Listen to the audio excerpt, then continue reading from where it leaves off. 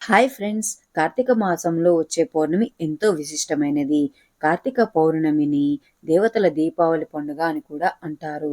కార్తీక పౌర్ణమి రోజు ఉదయాన్నే నదీ స్నానాన్ని చేసి లేదా ఇంటి దగ్గర తలస్నానాన్ని చేసి శివాలయానికి కానీ, విష్ణు ఆలయానికి కానీ లేదా మన ఇంటి దగ్గర ఉన్న తులసి చెట్టు దగ్గర గాని బియ్యపిండితో ముగ్గును వేసి, పసుపు కుంకుమలను వేసి, దీపాన్ని వీలైతే ఉసిరిక దీపాన్ని గనక వెలిగించినట్లయితే శ్రీ మహాలక్ష్మి యొక్క అనుగ్రహం మనకి లభిస్తుంది.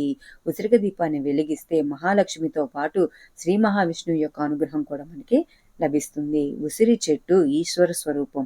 ఉసిరికాయలంటే శ్రీ మహాలక్ష్మికి ఎంతో ఇష్టం.